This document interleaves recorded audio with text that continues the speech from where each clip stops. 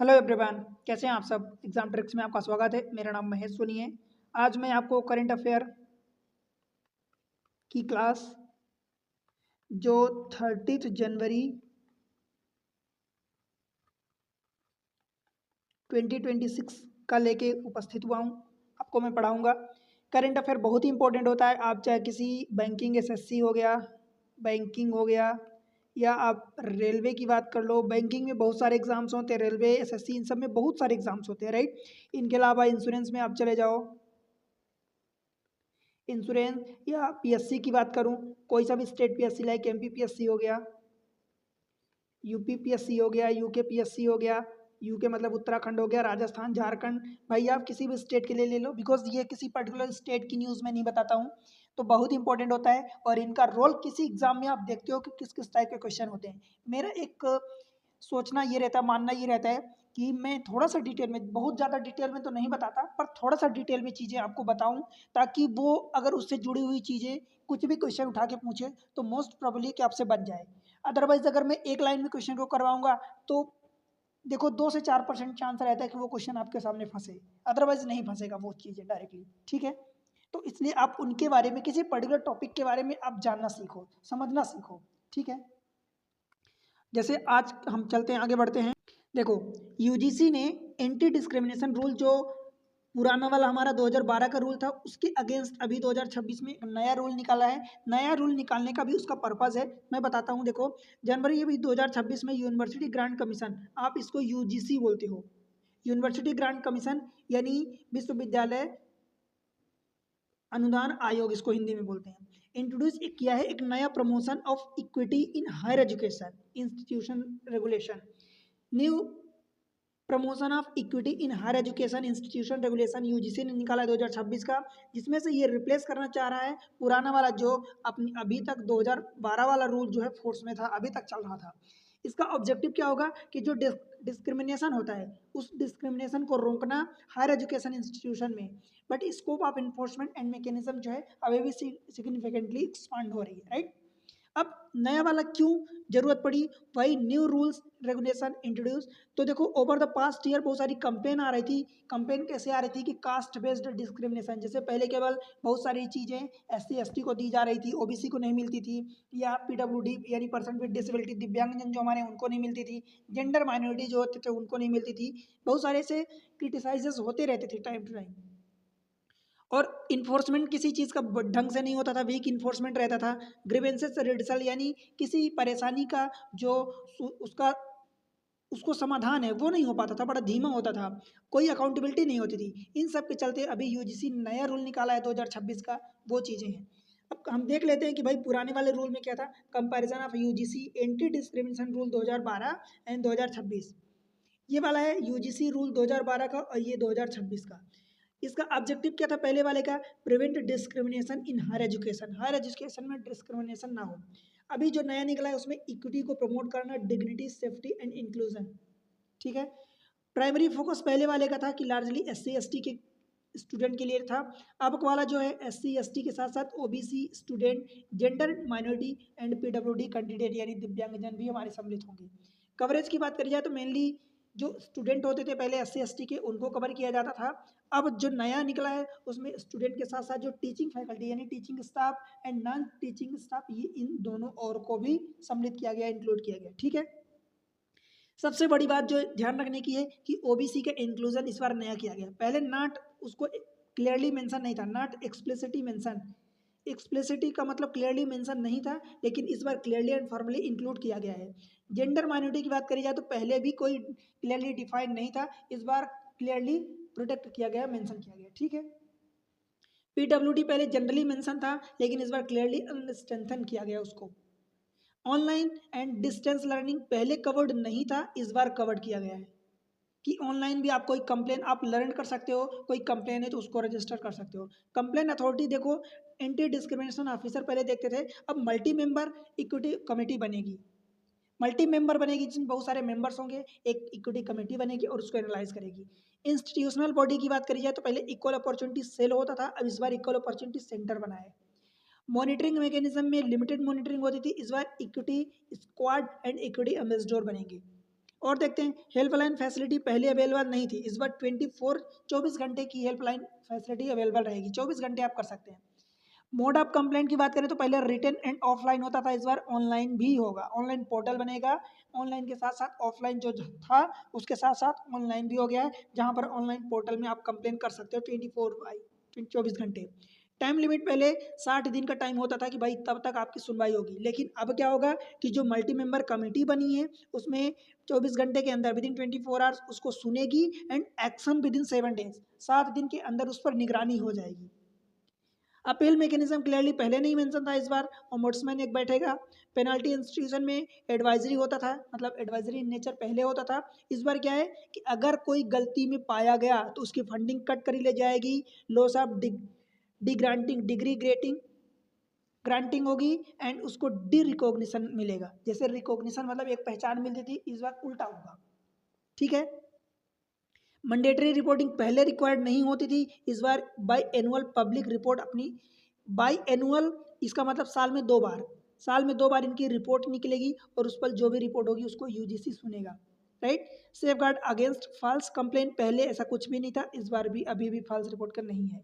तो ये चीज़ समझ के रखना कि इस बार काफ़ी सारी चीज़ें हुई हैं, परंतु एट द सेम टाइम मैं आपको फिर से बताता हूँ कि अभी सुप्रीम कोर्ट ने यूजीसी जो इक्विटी रेगुलेशन जो 2026 का जो नया नया बना है, सुप्रीम कोर्ट अभी उसको होल्ड पर रख दिया है। क्यों रखा है होल्ड पर, देखते हैं। अब देखो जो सुप्रीम कोर्ट है हमारा उसको होल्ड पर रख दिया है भाई, उसका सुप्रीम कोर्ट का मानना ये है कि इतना जल्दी जल्दी कोई चीज़ें नई जो अभी पुराना, देखो UGC equity regulation 2026 on hold, the annex court order the 2012 UGC anti discrimination regulation will continue to operate now. मतलब ये कि जो नया वाला हमारा यूजीसी इक्विटी रेगुलेशन 2026 है इसको सुप्रीम कोर्ट ने अभी होल्ड पर रख दिया है, और ये बोल रहे हैं सुप्रीम कोर्ट कि भाई जो पुराना वाला 2012 वाला है अभी वही ऑपरेट करेगा, citing concern over the Baguio provision and their potential social impact, because इतनी जल्दी चीजें कोई अगर चेंज हो रही हैं तो इस पर सुप्रीम कोर्ट ने थोड़ा सा कंसर्न जताया है। What are the UGC equity regulation 2026, इसका मतलब ये है कि यूनिवर्सिटी ग्रांट कमीशन जो है इसका एम है strengthen mechanism to address caste based discrimination in the university and college. Cost based जो डिस्क्रिमिनेशन होता है यूनिवर्सिटी कॉलेज में उसको रोकना और उसको स्ट्रेंथन करना मैकेनिज्म को। Regulation 6 to improve grievances redressal accountability को रखेगा, इंस्टीट्यूशनल रिस्पॉन्सिबिलिटी रहेगी इन केस इन्वॉल्विंग कोई डिस्क्रिमिनेशन होता है तो, ठीक है। तो ये सारी चीज़ें यूजीसी इक्विटी रेगुलेशन 2026 का मेन फोकस है। सुप्रीम कोर्ट जो इंटरिम है चीफ जस्टिस, अभी जानते हो कि ये 53rd हमारे चीफ जस्टिस सूर्यकांत जी हैं, ठीक है 53rd, ये ध्यान रखना। कई बार आपसे ये पूछ लेता है कि new chief justice current chief justice कौन है, अथवा ये कौन से नंबर के हैं, नाम के साथ साथ कई बार नंबर पूछ लेता है, ठीक है। Ruled that 2012 UGC regulation will continue to apply nationwide, clear है। की समरी देखो कि भाई supreme court stay UGC equity regulation 2026 इसको स्टे कर दिया है, यानी होल्ड पर रख दिया है। इंटरिम ऑर्डर जो है कि अभी 2012 वाला यूजीसी रूल कंटिन्यू करेगा। मेन कंसर्न ये था कि बागी provision and social impact, social impact का मतलब ये होता है कि जो चीज़ें अभी चल रही हैं तो 2012 में बना था, अब 2026 में नया फिर से बना दिया, मतलब इतनी जल्दी जो चीज़ें हमारी जैसे यूनिवर्सिटी कॉलेज की बात हो रही है तो वहाँ पर वो चीज़ें उसके अकॉर्डिंग चल रही है, तो अब इसको जब नया अप्लाई किया जाएगा तो भाई इतनी जल्दी चेंज करना सब कुछ वो परेशानी होती है, तो इसका सोशल इम्पैक्ट होता है और प्रोविजन भी कुछ वागियो, इस वजह से उन्होंने पुराने वाले को ही कंटिन्यू कर दिया और नए वाले को होल्ड पर रख दिया है। कोर्ट का जो व्यू है कि भाई risk of misuse and societal division हो जाएगा, मिस यूज हो जाएगा, ठीक है। Notice issue union government notice करेगा, नेक्स्ट हियरिंग मतलब इसी वाले की नेक्स्ट हियरिंग 19 मार्च 2026 को ही होगी। क्वेश्चन है आपके लिए, which regulation will continue to operate after the Supreme Court interim order, supreme court interim order के बाद कौन सा रेगुलेशन कंटिन्यू करेगा। ऑप्शन पहला है UGC regulation 2020, UGC equity regulation 2026, UGC anti discrimination regulation 2012 and national education policy. इसका year नहीं लिखा है तो बाय द वे ये 2020 में आई थी हमारी national NEP national education policy, ठीक है। इसका आंसर आप कमेंट सेक्शन में मेंशन करोगे। बाय द वे मैं आपकी जानकारी के लिए बता दूं, पहले आप कमेंट सेक्शन में आंसर मेंशन करना, उसके बाद ऑप्शन इसका सी करेक्ट होगा, यूजीसी एंटी डिस्क्रिमिनेशन रेगुलेशन 2012। आगे बढ़ते हैं।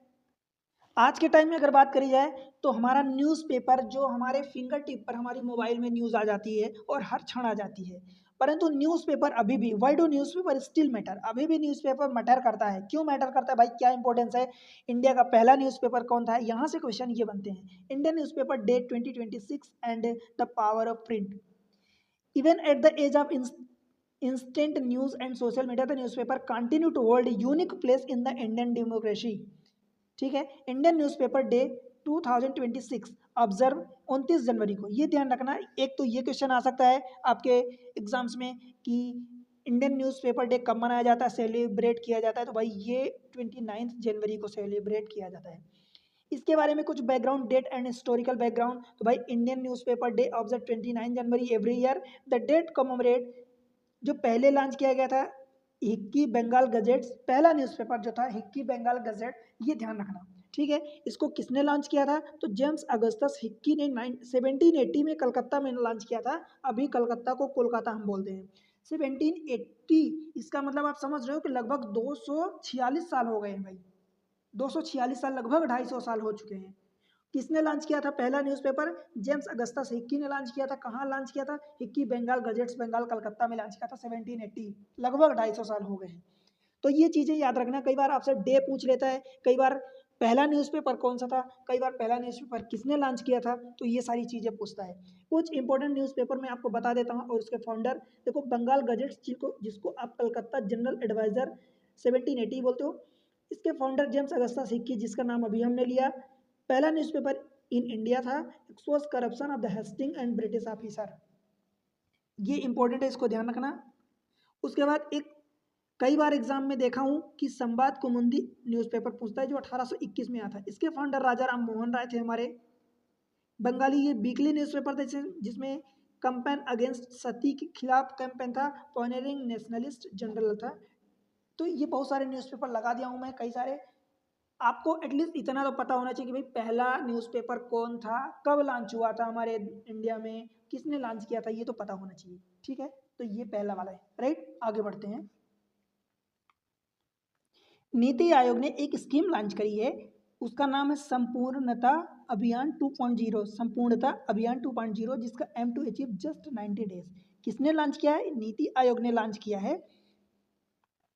नेशन वाइड पुश संपूर्णता अभियान 2.0, मतलब संपूर्णता अभियान 1.0 या संपूर्णता अभियान फर्स्ट आप कह लो, पहले लॉन्च हो चुका है। इस बार का 2.0 इसका improve basic service in the Indian most under developed district and block. इसका मतलब सिर्फ एक पर्पज़ ये है कि बेसिक सर्विस जो है अंडर डेवलप्ड डिस्ट्रिक्ट, जो बिल्कुल डेवलप नहीं हुए हैं डिस्ट्रिक्ट अथवा ब्लॉक, वहाँ पर बेसिक सर्विसेज को लॉन्च करना है। इसका फोकस जो है हेल्थ पर है, न्यूट्रिशन पर है, sanitation, education and animal vaccination. ठीक है, जो संपूर्णता अभियान 2.0 है, ये ध्यान रखना कि नीति आयोग ने लॉन्च किया है। 3 महीने का ये कैंपेन होगा। 2.0 जो है टाइम बाउंड मैनर में होगा, 3 महीने का कैंपेन होगा। कब तक चलेगा, 14 अप्रैल 2026, 14 अप्रैल 2026 तक चलेगा। इसका मेन एम ये है कि close to last mile gap, जो कि दूर दराज के इलाकों में रहते हैं, अभी भी पिछड़े हैं, उनका जो गैप है उसको क्लोज करना, ठीक है, उसको मिनिमाइज करना। एक इसेंशियल पब्लिक सर्विस का यही है। ठीक है, अब कुछ चीज़ें देखो, नीति आयोग के बारे में जानना जरूरी है। कई बार कहते हैं कि एक करंट की चीज़ें आती हैं एग्जाम में और एक स्टैटिक चीज़ें आती हैं, तो मैं सेम टाइम आपको जो उससे जुड़ी हुई चीज़ें रहती कोशिश करता हूँ कि स्टैटिक पार्ट भी आपको बताता चलूँ। बिकॉज ये स्टैटिक पार्ट जैसे नीति आयोग के बारे में आप एक बार पढ़ोगे, तो एक बार पढ़ोगे तो भाई फिर से कभी नीति आयोग न्यूज में आएगा, तो वो चीज़ें आपकी बार बार तो चेंज नहीं होगी। कुछ चीज़ें जो करंट की चीज़ें चेंज होती हैं, जो स्टैटिक पार्ट बन चुका है वो तो चेंज नहीं होगा। तो इसलिए नीति के बारे में भी जानना जरूरी है। बेसिक इन्फॉर्मेशन देखो, इसका NITI Aayog national institution for transforming India, कई बार बता रहा हूँ, इसका फुल फॉर्म कई सारे एग्जाम्स में पूछा है। कई बार किसी एक का पूछ लेता है, किसी बार पूरे का पूछ लेता है। बना कब है, इसकी डेट भी कई बार पूछ चुका है एग्जाम्स में। 1 जनवरी 2015 को नरेंद्र मोदी जी की गवर्नमेंट जब नई आई थी तब बनाया था, 1 जनवरी 2015 को बनाया था। जब ये नीति आयोग बना तो नीति आयोग के पहले क्या था, यानी नीति आयोग किसको रिप्लेस करके बना है, तो पहले प्लानिंग कमीशन था, पीसी प्लानिंग कमीशन था, उसको रिप्लेस करके उसी का नाम चेंज कर दिया, नीति आयोग बन गया है। ठीक है, प्लानिंग कमीशन को रिप्लेस किया है। पॉलिसी, ये थिंक टैंक पर काम करता है, think tank of the government of India, think tank पर काम करता है। एक अब दूसरी चीज ये कि नीति आयोग के चेयरमैन जो भी प्राइम मिनिस्टर होगा कंट्री का, प्राइम मिनिस्टर अभी प्रधानमंत्री हमारे नरेंद्र मोदी हैं, जो प्राइम मिनिस्टर होगा वही उसका चेयरमैन होगा, ठीक है। नीति आयोग का चेयरमैन प्राइम मिनिस्टर खुद होते हैं। इसका ऑब्जेक्टिव ये होता है कि जो इंक्लूसिव एंड सस्टेनेबल डेवलपमेंट को प्रमोट करना, strengthen cooperative federalism, encourage innovation and entrepreneurship को इनकरेज करना and reduce regional and socio economic disparity जो है उसको रिड्यूस करना। कि इनिशिएटिव में आप जानते हो कि 2 इनिशिएटिव इसके मेन थे, एक तो एम था AIM मतलब अटल इनोवेशन मिशन, और दूसरा एस्पायरेशनल डिस्ट्रिक्ट प्रोग्राम ADP। ये 2 मेन एम थे। कई बार पूछ चुका, ये सारी चीज़ें एग्जाम्स में आई हुई हैं और एक बार नहीं कई बार आ चुकी हैं, ठीक है। इसकी लीडरशिप की बात करी जाए तो मैं बता दिया हूँ कि इसका चेयरपर्सन खुद प्राइम मिनिस्टर ऑफ इंडिया होते हैं। जो वाइस चेयरपर्सन होते हैं उसको प्राइम मिनिस्टर खुद अपॉइंट करते हैं, और एक CEO होते हैं, ये भी PM अपॉइंट करते हैं। और वो जो हमारे CEO होते हैं, CEO चीफ एग्जीक्यूटिव ऑफिसर, वो प्राइम मिनिस्टर अपॉइंट करते हैं, बट वो जो होते हैं वो सेक्रेटरी रैंक के होते हैं, ठीक है। मेंबर की बात करी जाए तो एक्स ऑफिशियो मेंबर होते हैं लगभग, and up to 4 union minister nominated by PM full time member होते हैं, ठीक है। एंड स्पेशल इन्वाइटी होते हैं, उसके अलावा PM और चीफ मिनिस्टर। हाँ, अब इसकी जो बॉडी होती है, टीम की बात करें तो प्राइम मिनिस्टर खुद होते हैं, चेयरमैन होते हैं। बाकी चीफ मिनिस्टर सभी स्टेट के होते हैं, जहाँ जो स्टेट हैं, जो UT हैं उनके लेफ्टिनेंट गवर्नर होते हैं CM की जगह। और जो जहाँ पर UT में स्पेशल इन्वाइटी है, मीन्स कि वहाँ पर अगर यूनियन टेरेटरी जिसमें लेजिस्लेचर नहीं है तो उसमें एडमिनिस्ट्रेटर होते हैं, ठीक है। यानी जिस UT में लेजिस्लेचर है वहाँ पर लेफ्टिनेंट गवर्नर होते हैं, जिसमें लेजिस्लेचर की विधा है उसमें एडमिनिस्ट्रेटर होते हैं। समझ आया? तो ये चीज़ें ध्यान रखना। कुछ इसके बारे में डिटेल देखो, न्यूज़ में क्यों था, क्योंकि लॉन्च ऑफ संपूर्णता अभियान 2.0 लॉन्च हुआ है, नीति आयोग ने लॉन्च किया है। किसने लॉन्च किया संपूर्णता अभियान? नीति आयोग ने। इसका टाइम है तो मैंने बताया कि 3 महीने का टाइम है, टाइम बाउंड मैनर पर काम करेगा, टाइम बाउंड मैनर पर। अब वो टाइम बाउंड मैनर जनवरी 28 को लॉन्च हुआ है, 14 अप्रैल तक काम करेगा 2026 में। एग्जैक्टली पूरा 3 महीना नहीं हो रहा, उससे कम ही हो रहा। और इसका मेन पर्पस क्या था कि जो under developed district and block है उनको है। अब इसमें 112 डिस्ट्रिक्ट और 513 ब्लॉक। कई बार देखो मैं बता रहा हूँ भाई, ध्यान रखना, 112 डिस्ट्रिक्ट हो गए जो अंडर डेवलप्ड है, एंड 512 के बाद देखो 13, तो 513 ये ब्लॉक हो गए। ब्लॉक का मतलब ये तहसील होता है उस लेवल पर, ठीक है। तो ब्लॉक, इनको कई बार ये नंबर जरूर पूछ लेगा, ये नंबर ध्यान रखना एग्जाम में आपके, 112 district and 513 block. Focus area क्या है? हेल्थ, न्यूट्रिशन, सैनिटेशन, एजुकेशन है। मेन गोल क्या है? Saturation of the key indicator. Question आपके लिए ये है कि संपूर्णता अभियान 2.0 एम्स एट अचीविंग, क्या इसका एम है? इसका आंसर आप कमेंट सेक्शन में दोगे। इंफ्रास्ट्रक्चर प्राइवेटाइजेशन है, saturation of the basic development indicator है, या फिर अर्बन हाउसिंग एक्सपांशन है, डिफेंस एक्सपोर्ट है? इसका आंसर आप कमेंट सेक्शन में मेंशन करोगे। आगे बढ़ते हैं। अब हमारी अगली न्यूज़ है, देखो इंडिया ने एक नया आधार एप्लीकेशन लॉन्च किया है।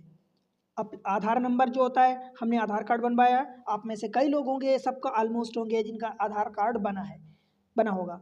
तो एक अब नया आधार एप्लीकेशन लॉन्च हुआ है, जिसमें इसमें इन्वॉल्व की मतलब कोई चीज़ें, जैसे हम सेंटर पर जाते हैं, अभी आधार सेंटर पर जाते हैं, कुछ भी करेक्शन करना है, मोबाइल नंबर चेंज करना है, एड्रेस चेंज करना है, जो भी चीज़ें हैं, तो हम सेंटर पर जाते हैं, हमें परेशानी होती है।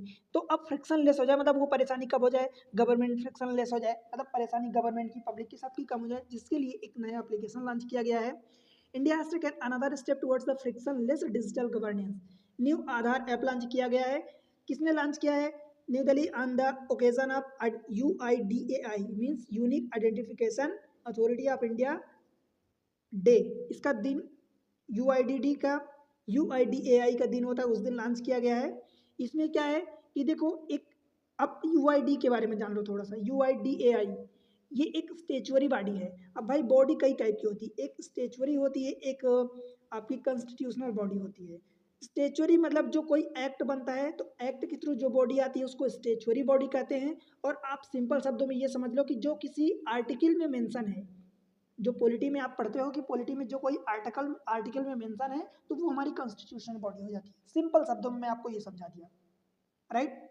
और अगर किसी एक्ट के थ्रू नहीं आई, किसी आर्टिकल में नहीं मेंशन है, तो वो नॉन स्टेचुअरी हो जाएगी, ठीक है भाई। तो ये UIDAI ये जो है एक स्टेचुअरी बॉडी है।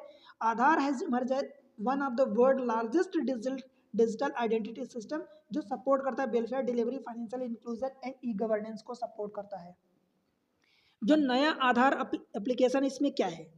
Newly launch Aadhaar app design to reduce physical dependency on Aadhaar centre. Aadhaar centre पर जो हमारी फिजिकल डिपेंडेंसी रहती है उसको रिड्यूस करना है। इस ऐप का जो है अपडेट दियर मोबाइल नंबर, आप मोबाइल नंबर को अपडेट कर सकते हैं। होम एड्रेस को ऑनलाइन एप्लीकेशन से, वहीं एप्लीकेशन से आप चेंज कर सकते हो। Perform secure digital verification and safety share Aadhaar detail only जब रिक्वायर्ड होगी तब। ठीक है। मैनेज, ध्यान रखना, manage multiple Aadhaar profile of the family member. जैसे आपने एक एप्लीकेशन अपने मोबाइल में इंस्टॉल कर लिया, अब उससे अपनी फैमिली मेंबर की जो आधार प्रोफाइल है उसको मैनेज कर सकते हो कई लोगों की एक मोबाइल से। ठीक है, एक एप्लीकेशन से। Convenience, security and control personal data के लिए ये इम्प्रूव करेगा। UIDAI के बारे में जान लो। इसका फुल फॉर्म सबसे पहले तो ध्यान रखना कि unique identification authority of India है। ये एक स्टेचुअरी बॉडी है, जैसा कि मैं आपको बता दिया। कौन से एक्ट से आई थी? तो आधार एक्ट 2016 से आई है। ठीक है। हालांकि आधार नंबर जो है, आधार कार्ड जो है 2016 के पहले से बनना चालू हुआ है। अगर आपको याद हो तो जहाँ तक मुझे याद है तो 2013-14 से चालू हो गया था आधार कार्ड बनना। ठीक है, 13-14 से। और जो एक्ट है ये आधार एक्ट 2016 यानी 2016 के अंडर में है। तो कई बार जो हमारा पुराना एक्ट होता है उसके बाद जो बॉडी बनती है पुरानी एक्ट से लिंक होती है, और कई बार बहुत मतलब कुछ कम केसेस में ऐसा होता है कि जो हमारा एक्ट होता है वो बाद का होता है, एक्चुअल इम्प्लीमेंटेशन डेट के बाद। ठीक है। इसको कौन सी मिनिस्ट्री के अंदर आता है? तो यूआईडी जो मीटी के अंदर आता है। अब मीटी का फुल फॉर्म जानते हो कि ministry of electronics and information technology. ठीक है। पर्पस बस उसका यही है कि सबको आधार कार्ड मिले एंड जो हमारे रेसिडेंस में हैं। ठीक है। विजन क्या है? Empower residence in India. मतलब आधार जो है उसके थ्रू एम्पावर होंगे, मतलब वो सारी चीज़ें अपनी लिंक कर सकते हैं पर्सनली। यूनिक आइडेंटिटी हो उनकी, डिजिटल प्लेटफॉर्म पर ऑथेंटिकेशन हो, किसी भी टाइम पर एक्सेस कर सकते हैं कहीं भी। बाकी चीज़ें आप पढ़ना, इसमें चेयरपर्सन होते हैं, 2 पार्ट टाइम मेंबर होते हैं, चीफ एग्जीक्यूटिव ऑफिसर होते हैं and also member secretary of the UIDAI। ठीक है भाई। अब देखो ये है कि न्यूज़ में क्यों था, तो यहाँ पर एक नया आधार ऐप ऑन UIDAI डे पर लॉन्च हुआ है। लॉन्च किसने किया? मिनिस्ट्री ऑफ स्टेट मीटी जितिन प्रसाद ने लॉन्च किया। ये नाम ध्यान रखना, जितिन प्रसाद। कवरेज कहाँ तक है? हमारी कंट्री में लगभग, हमारी कंट्री की पॉपुलेशन जो है वर्ल्ड में फर्स्ट पर पहुंच चुकी है। चाइना को भी हमने क्रॉस कर दिया है। तो हमारी लगभग 143 से ज़्यादा, लगभग आप समझ लो 145 प्लस करोड़ पॉपुलेशन है हमारी इंडिया की। तो 143 करोड़ से भी ज़्यादा आधार होल्डर हैं। की feature online update, security verification and family management आप कर सकते हो। फोकस है कि privacy first, citizen centric legal service है। ग्लोबल इम्पैक्ट क्या है? आधार मॉडल गेनिंग इंटरनेशनल इंटरेस्ट। ठीक है। अब देखो क्वेश्चन ये है, who launch the new Aadhaar app on the UIDAI day? पहला है अश्विनी वैश्व, नंदन नीलेकानी, जितिन प्रसाद, अमिताभ कांत। अब आप ये बताओगे कि इनमें से आपका आंसर कौन सा है, कमेंट सेक्शन में आप जरूर मेंशन करोगे। ठीक है, ये हमने आंसर नहीं बताया, आप कमेंट सेक्शन में आंसर बताओगे। आगे बढ़ें, चलो ये अगली न्यूज़ है।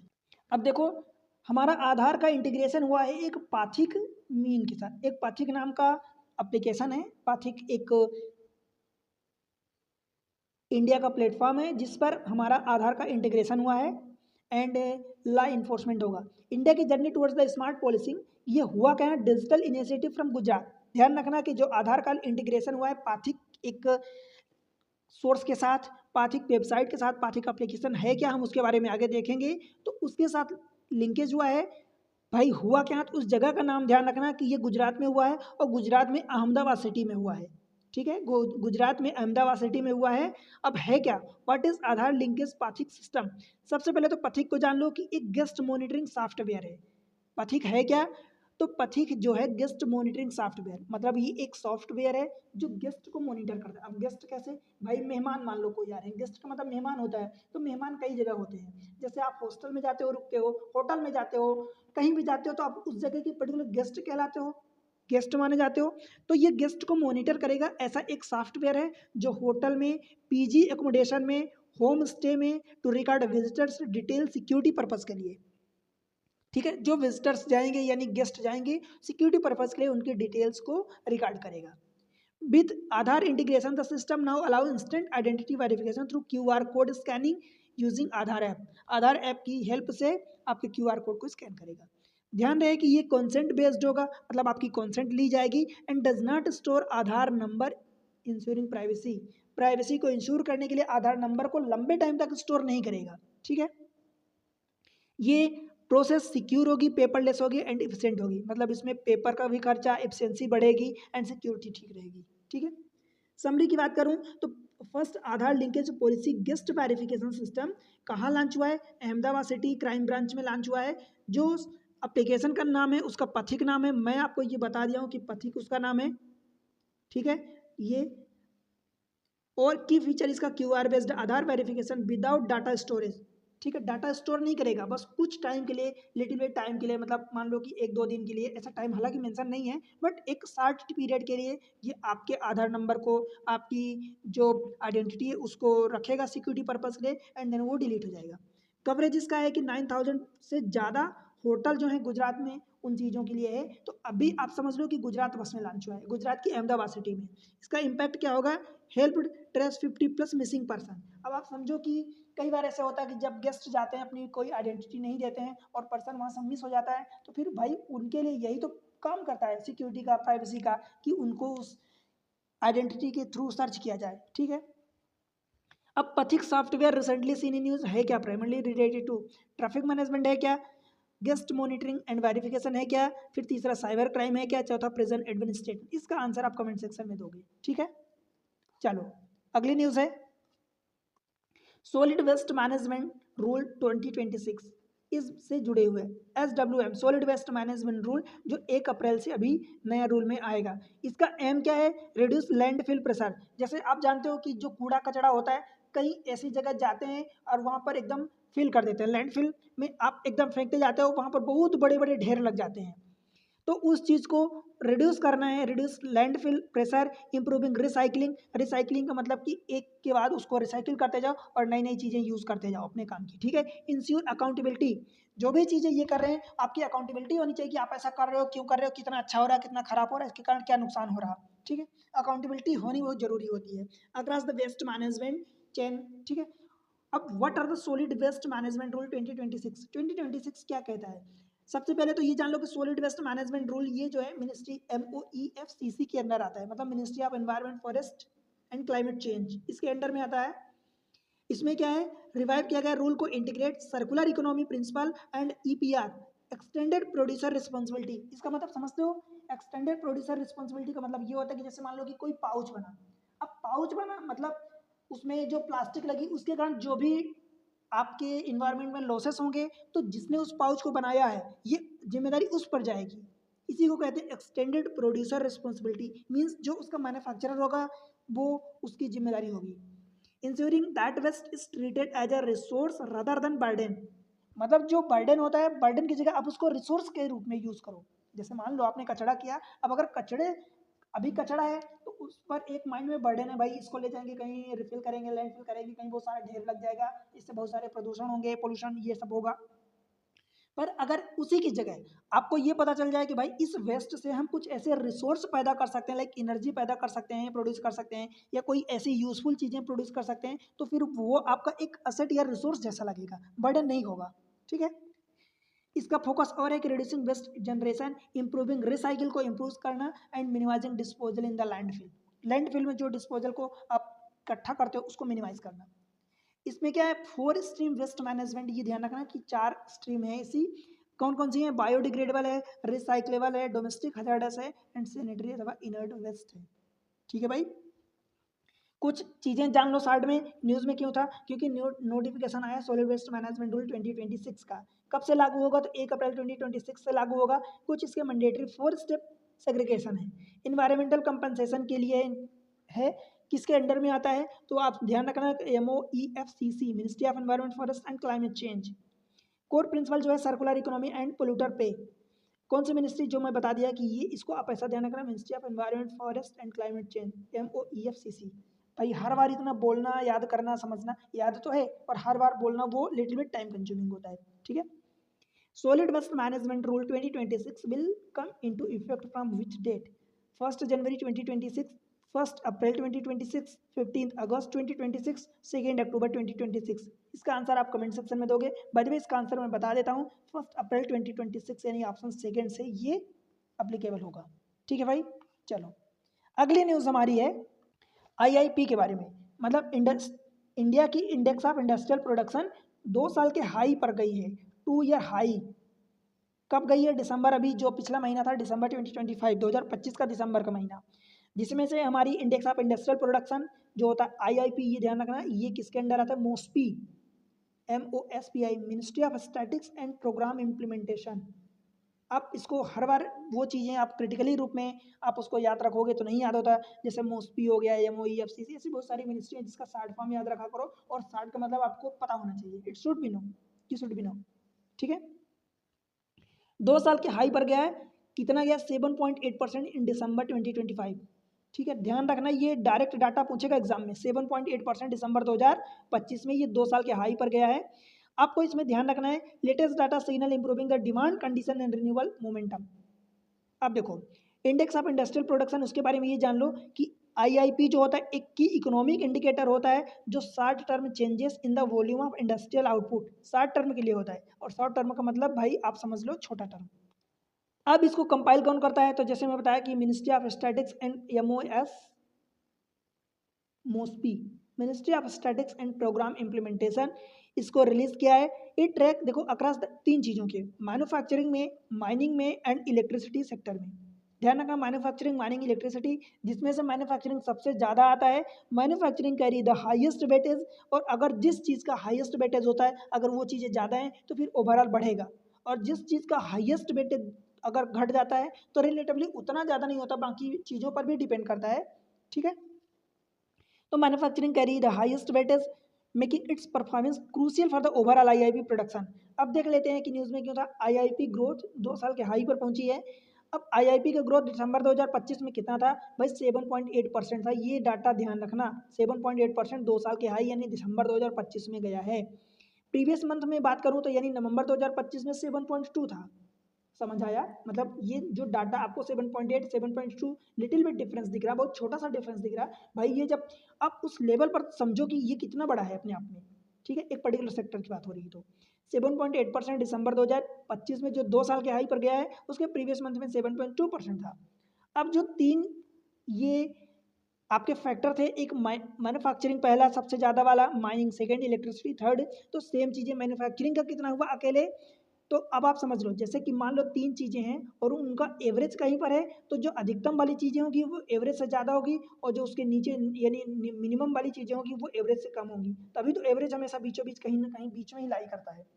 एवरेज मैथमेटिक्स में भी अगर आप पढ़ते हो तो एवरेज बीच में ही कहीं लाई करता है। तो जो मैन्युफैक्चरिंग सेक्टर है उसकी ग्रोथ 8.1 हुई है। अब 8.1 को देखोगे तो 7.8 आई एम सॉरी 7.8 जो टोटल है, टोटल से 8.1 मैन्युफैक्चरिंग का ज़्यादा है, बाकी 2 माइनिंग का कम है, 6.8 हो गया, 6.3 हो गया माइनिंग का, इलेक्ट्रिसिटी का, ठीक है, याद रखोगे। चलो आईआईपी यानी इंडेक्स ऑफ इंडिया का index of industrial production grow by how much in दिसंबर 2025? 6.3, 7.2, 7.8, 8.5। इसका आंसर कमेंट सेक्शन में आप मेंशन करोगे, ठीक है। अगली न्यूज़, अगली न्यूज़ ये है कि एक अल्फा जीनोम है, अल्फा जीनोम। अब ये अल्फा जीनोम क्या है? Alpha genome and predict DNA mutation. Mutation का मतलब क्या होता है? सबसे पहले तो ये समझो भाई, म्यूटेशन का मतलब कि कोई, जैसा कि मान लो वायरस है, तो वायरस कई बार ऐसा लगता है आपको, हमको कि भाई वो खत्म हो गया, वायरस चला गया, पर वो अपना फॉर्म जो है चेंज कर लेता है। जैसे आपने कोरोना के केस में देखा कि कोरोना के केस में कितने उसके म्यूटेशन यानी म्यूटेंट होके, म्यूट होके बहुत सारे वो अपने फॉर्म चेंज करता था, कभी ये नाम पढ़ता था, कभी दूसरा नाम, कभी तीसरा नाम, एग्जैक्टली एट अ टाइम मुझे नाम नहीं याद आ रहा है, बट कई बार आपने देखा कि उस टाइम कितने नाम चेंज हो रहे थे कि इसका अभी ये वाला वर्जन आ गया, ये वाला वर्जन आ गया, तो वो म्यूटेट हो रहा था, ठीक है। तो अभी एक गूगल की डीप माइंड कंपनी है, इस नाम को ध्यान रखना, यही एग्जाम में पूछ सकता है। Major breakthrough Google DeepMind company has unveiled AlphaGenome. AlphaGenome को किसने अनवील किया, किसने लॉन्च किया है? तो गूगल की डीप माइंड कंपनी ने लॉन्च किया है अल्फा जीनोम, एक advance AI tool capable of analysing DNA at unprecedented scale.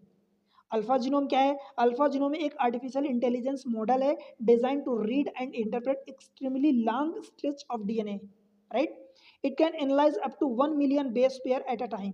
मतलब ध्यान रखना कि अल्फा जीनोम जो है वो एक तो गूगल डीप माइंड कंपनी है वो उसने लॉन्च किया, अनवील किया है, जो क्या करता है 1 मिलियन मतलब 10 लाख होता है, 10 lakh means 1 million base pair को एक बार में एनालाइज कर लेता है एट अ टाइम, राइट। कुछ चीज़ें हैं जो साइड में मैं जल्दी जल्दी कवर करता हूँ, जो उतनी इंपॉर्टेंट नहीं होती। Like launch of alpha genome by Google deep mind, किसने लॉन्च किया? गूगल डीप माइंड ने अल्फा जीनोम को लॉन्च किया है। कोर फंक्शन क्या था कि predict effect of the DNA mutation, DNA का जो म्यूटेशन होता है उसको, उसके इफेक्ट को प्रिडिक्ट करना, यानी भविष्यवाणी करना, कुल मिला के ऐसा समझो। की innovation in synthetic designer DNA recreation, कुल मिला के ये कि ये डीएनए के बारे में डीप माइंड जो है अल्फा जीनोम, जीनोम को मतलब भी आप समझ सकते हो कि डीएनए से जुड़ा हुआ होता है, तो ये डीएनए के बारे में ही है जो भव्य बताएगा। ठीक है, focus area non coding dark genome region के लिए है। Training data human and mouse genome पर ट्रेन किया जाएगा। Major personalise medicine and diseases research. AlphaGenome क्या है? Recently seen in news. कई बार आप इस टाइप के क्वेश्चन ना सिविल सर्विस में 2-4 क्वेश्चन ऐसे पूछ ले जाते हैं कि एक टर्म दे देगा, बोलेगा ये न्यूज़ बता, ये किस चीज़ से जुड़ा है। अगर आपको याद है, देखो आपने पढ़ा हुआ होता है, और अगर आपको याद है तो उनमें से ऑप्शन से आप ढूंढ लोगे। सेम चीज़ें यहाँ पर भी ये क्वेश्चन है कि AlphaGenome recently seen in news related to which field? Climate modelling, quantum computing? नहीं भाई, नहीं भाई। स्पेस एक्सप्लोरेशन, ऐसा कुछ नहीं है। Genomes and DNA analysis, yes, option C third है। ठीक है, आंसर मैं बता दिया हूँ, पर ये कि आप जब आंसर तभी बताओगे जब आप उसको ध्यान से पढ़ोगे, राइट। अगली न्यूज़ है कि सेंटर सडनली सेटअप एक special panel for Tamil Nadu farmers.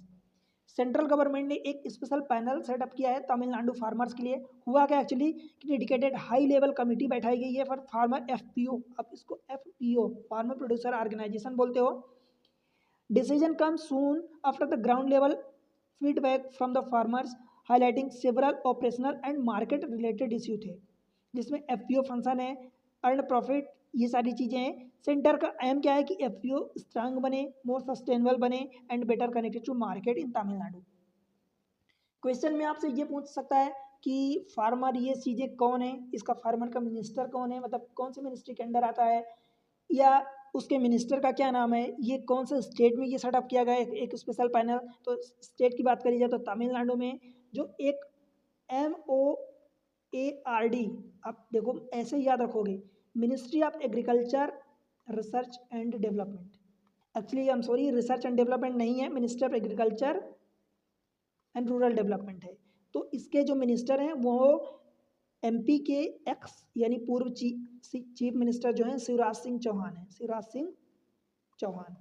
ठीक है, committee was formed after the union minister of agriculture and farmer welfare received concern about the farmer and FPO, उनके जो कंसर्न थे उसको सुन के एक कमेटी सेटअप करी गई है, एक पैनल बैठाया गया है जिसमें union agriculture minister Shivraj Singh Chouhan जो इंटरेक्ट करेंगे फार्मर से और उसके बारे में। तो आप इनका शिवराज सिंह चौहान का नाम याद रखना कि ये कौन सी मिनिस्ट्री है, कौन से राज्य के लिए बना है, तमिलनाडु, ये ध्यान रखना। ठीक है, आगे बढ़ते हैं, थोड़ा सा जल्दी न्यूज़ को कवर करेंगे। देखो यूएस का जो रिजर्व है, फेडरल रिजर्व है, उसने रेट को अभी होल्ड किया, मतलब स्टडी, मतलब उसने कट नहीं किया। कुल मिला के ये यूएस यानी United state of America federal reserve जो है उसने अभी पॉज कर दिया, मतलब रोक दिया है, रेट कट नहीं किया है, अनचेंज रखा है। ठीक है, stabilisation in the labour market. Fed's यानी फेडरल रिजर्व की डिसीजन, देखो दो गवर्नर एक तो Christopher Waller and Stephen Miran, नाम याद रख सको तो बेहतर होगा। डिसेंटेड यानी असंतोष जताया है और उन्होंने अपनी अभी रेट को कट नहीं किया है। न्यूज़ में क्या था, क्योंकि Fed held interest rate unchanged रखा है, अनचेंज। अब वो रेट कितना है, 3.5 से 3.25 तक, यानी 3.5 से 3.75, ये रेट जरूर ध्यान रखना। 3.5, 3.5 से 3.25 तक। इकोनॉमिक व्यू जो है ग्रोथ डिस्क्राइब एज सॉलिड, इसीलिए चेंज नहीं किया। Labour market showing sign of stabilisation. अब देखो कोई चीज़ भाई जब स्टेबलाइज है इसीलिए तो वो चेंज नहीं करते हैं, अगर वो स्टेबलाइज नहीं रहेगी, कुल मिला के हमारे मार्केट में स्टेबिलिटी चाहिए, हम सबको स्टेबिलिटी चाहिए। मार्केट अगर स्टेबल रूप से चल रहा है तो फिर वहाँ पर चेंज करने की जरूरत नहीं होती, इसीलिए यूएस का फेडरल रिजर्व जो है वो चेंज नहीं किया, स्टेबलाइज है मार्केट। ठीक है, इन्फ्लेशन आउटलुक, कोर इन्फ्लेशन 3% है, रेट ऑफ चेंज 3.5 से 4.25%, 3.75 है। Next cut expectation possibility after June 2026, मतलब उसके बाद देखा जाएगा। यूएस फेडरल रिजर्व क्वेश्चन है आपका, US federal reserve currently maintain the federal fund rate at which range? 2.5 to 3.0%, 3.0 to 3.5%, 3.5 to 3.75%, और ऑप्शन डी जो है 4 से 4.25। ऑप्शन इसका करेक्ट आंसर आप कमेंट सेक्शन में मेंशन करोगे, राइट। अगली न्यूज़ पर चलते हैं कि मेघालय का first state lead spice festival Mumbai में मनाया जाएगा। ठीक है, ध्यान रखना, मेघालय का पहला स्टेट लेट स्पाइस यानी मसालों का जो फेस्टिवल होता है मेघालय का, वो मुंबई में मनाया जाएगा। मुंबई में मैं जगह बता दूं तो बांद्रा कुर्ला कॉम्प्लेक्स मुंबई में मनाया जाएगा। एग्जाम में चीज़ें ऐसे ही आती भाई, इसलिए मैं इन चीज़ों को फोकस करता हूँ। और मैं चाहता हूँ कि अगर जो कुछ ऐसे हैं जो कई बार देखते नहीं है, केवल सुनते हैं, तो भाई उनको भी सुन के चीज़ें याद रहें। मेघालय की बात करी जाए तो Meghalaya is making fresh push for the expand it's agriculture based economy bye directly entering in India की बिगेस्ट कमर्शियल मार्केट। अब कमर्शियल कैपिटल इंडिया की कहाँ है, वो मुंबई है, ठीक है, ध्यान रखना। तो वहां पर एक फेस्टिवल लगने वाला है, first ईवर Meghalaya spice festival in Mumbai. कब से लगेगा, 30 जनवरी आज से, यानी 30 जनवरी, 31 जनवरी और 1 फरवरी 2026 की बात हो रही है, ठीक है। इसमें होगा, इसका एम क्या है, प्रोमोटिंग मेघालय की प्रीमियम स्पाइसेस को प्रमोट करना है and opening new national and export market for farmers, national and export market for farmers, ठीक है, cooperative and small enterprises from the state. Meghalaya का जो स्पाइस फेस्टिवल है एक 3 दिन का होगा।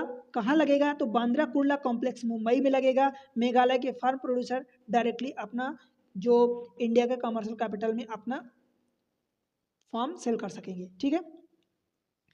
इसमें क्या होगा कि फार्मर प्रोड्यूसर ऑर्गेनाइजेशन यानी एफपीओ जो है, सेल्फ हेल्प ग्रुप जो है, कोऑपरेटिव सोसाइटी, एमएसएमई, मेघालय के जो बायर्स हैं वो सब वहाँ पर जाएंगे एंड रिसर्च एंड हॉस्पिटलिटी उसमें पार्टिसिपेट करेंगे, राइट। द मेन गोल क्या है कि position Meghalaya as a reliable source of the high quality traceable and sustainably produce spices in the national market, ठीक है। अब इसमें देखो मेघालय लॉन्च, जो समरी की बात करी जाए, न्यूज़ में क्यों था, क्योंकि मेघालय ने लॉन्च किया पहला spice festival in Mumbai. Mumbai में बांद्रा, कई बार जगह पूछ लेता है तो बांद्रा कुर्ला कॉम्प्लेक्स ध्यान रखना, मुंबई में।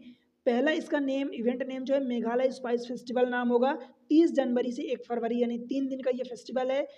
लकाडोंग टर्मरिक जीआई टैग मिला है, राइट। की प्रोडक्ट इसका, मतलब जीआई टैग आप जानते हो 10 साल के लिए दिया जाता है, तो लकाडोंग टर्मरिक जो है इसको भी जीआई टैग मिला है। तो जो जिनको जीआई टैग मिलता है उनकी एक वैल्यू बढ़ जाती है, तो इसलिए ये चीज़ें कस्टमर को यानी जो उसके कंज्यूमर हैं उनको ज़्यादा अट्रैक्ट करती है।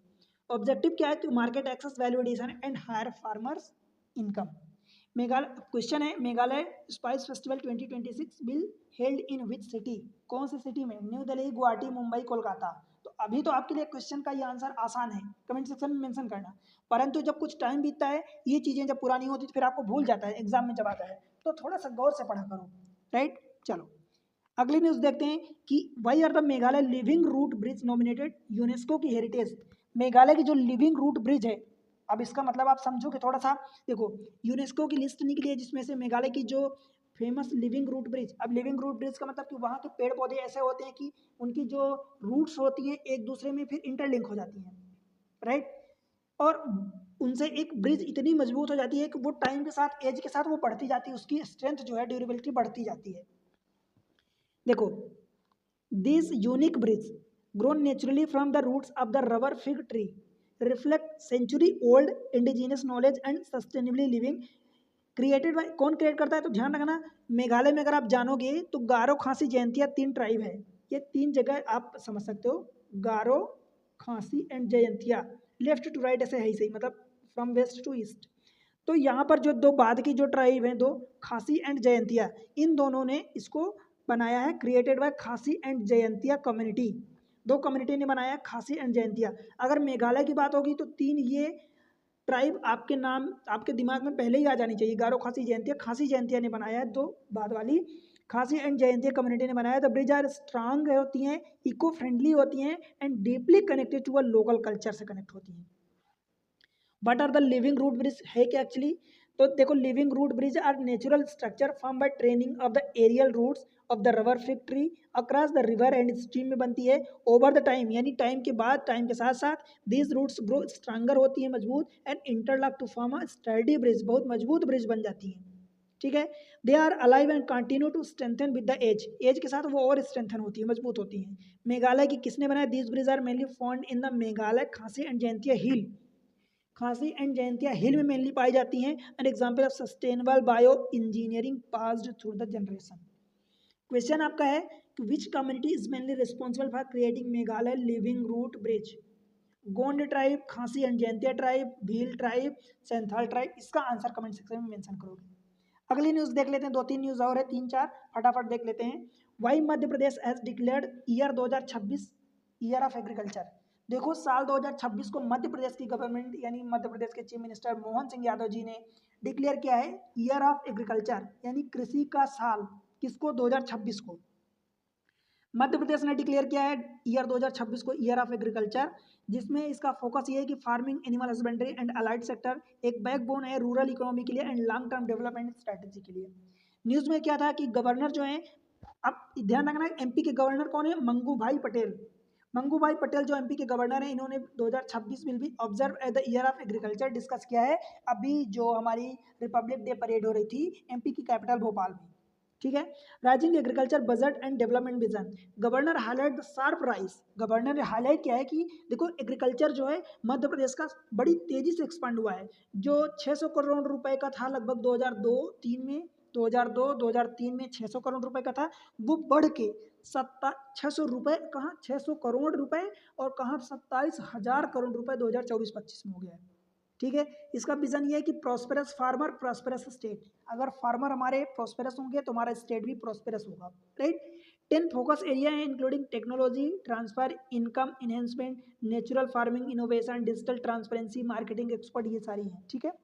एग्रीकल्चर मोर प्रॉफिटेबल होता है, रेजिलेंट एंड मार्केट ओरिएंटेड होता है, यही हमारा इनका एम था। क्वेश्चन है which state has declared year 2026 as the year of agriculture. Year of agriculture 2026 को कौन से राज्य ने किया है? Rajasthan, UP, Madhya Pradesh, Chhattisgarh. Answer comment section में मेंशन करना। अगले न्यूज है कर्नाटका ने एक नया बोर्ड रिडिफाइन किया है गिग वर्कर के लिए। गिग वर्कर एंड प्लेटफॉर्म जो वर्कर होते हैं, गिग वर्कर मतलब ये जो आप समझ लो कि सामान लेके, जैसे पिज्जा डिलीवरी बॉय हो गए, ब्लिंकिट हो गए, ये बहुत सारी हैं, तो इनके जो बॉयज होते हैं मतलब जो सामान को पहुंचाते हैं, या जो सड़क के किनारे जो मतलब समझ लो कि ठेला खोल के रखते हैं ऐसे छोटे छोटे, तो यहाँ से अपना मतलब अपना पेट पालन करते हैं, तो इनको गिग वर्कर प्लेटफॉर्म वर्कर कहते हैं। तो इनके लिए कर्नाटका गवर्नमेंट ने एक ऑफिशियली मूव लिया है, gig worker and platform worker के लिए एक डिक्लेयर वेलफेयर बोर्ड बनाएगा। ठीक है। इसमें क्या होगा कि एक social security in the gig worker, इनके लिए एक सोशल सिक्योरिटी होगी with app based worker expanding rapidly.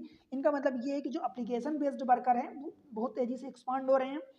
Main इनका एम ये है कि गिग वर्कर जो आइडेंटिटी हो, सिक्योरिटी एंड इंस्टीट्यूशनल सपोर्ट मिले उनको।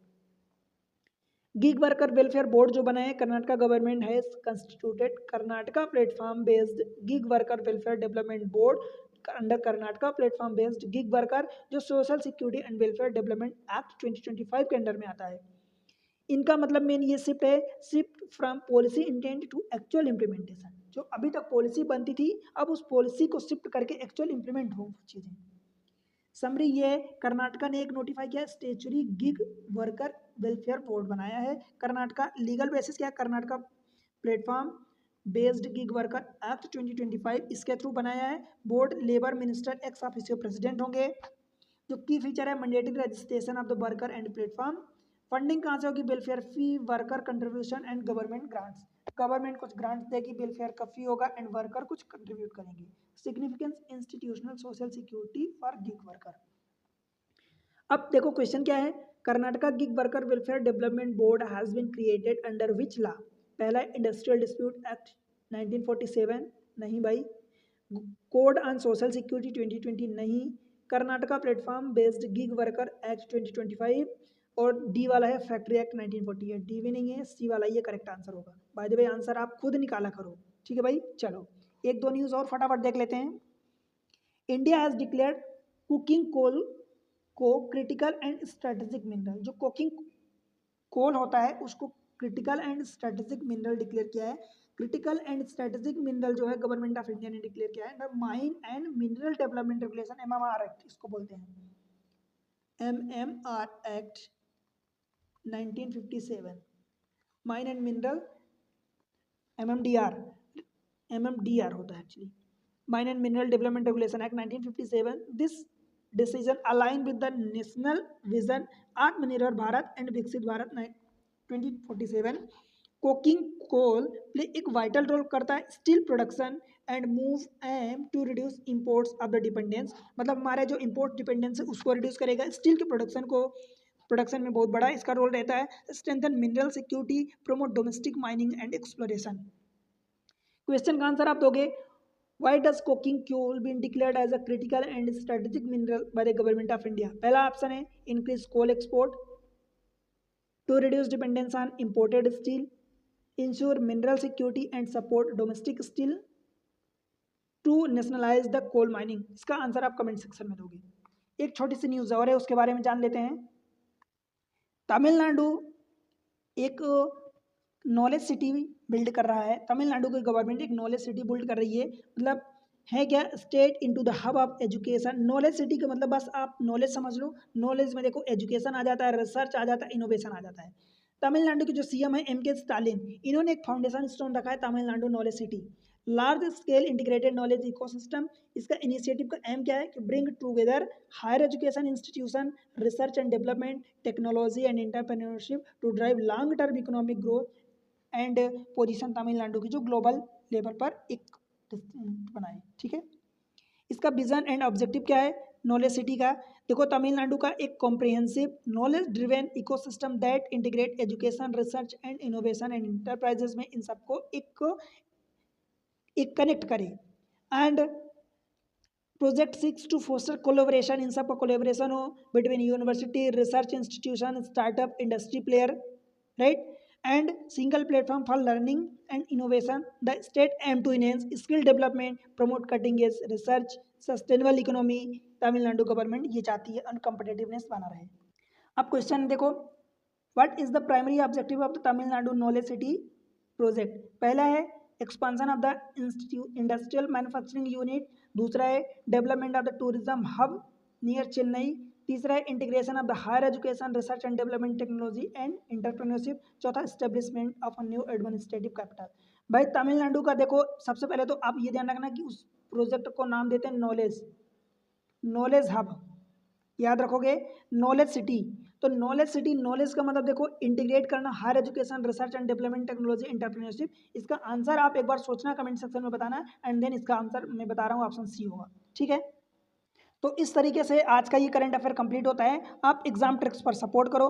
देखो एग्जाम ट्रिक्स पर मैं चीज़ें और आपको कोशिश करता हूँ कि ज़्यादा चीज़ें कम टाइम में बताऊँ, आपका टाइम बिल्कुल भी लॉस ना हो। इसलिए कितनी आप सोचो कि मैं 4-6 न्यूज़ नहीं पढ़ा था और एक एक लाइन में नहीं पढ़ा था, मतलब आप समझो इसकी वैल्यू समझो। अगर आप 40-45 मिनट आप दे देते हो न्यूज़ डेली के लिए तो भाई आपका काम हो जाएगा। इसलिए वीडियो को लाइक करके चैनल को सब्सक्राइब कर लें अगर आप पहली बार आए हैं तो, और शेयर कर दें अपने सारे दोस्तों के साथ। मैं कोशिश करूंगा कि आपको कुछ चीज़ें ये मिलती रहे रेगुलर।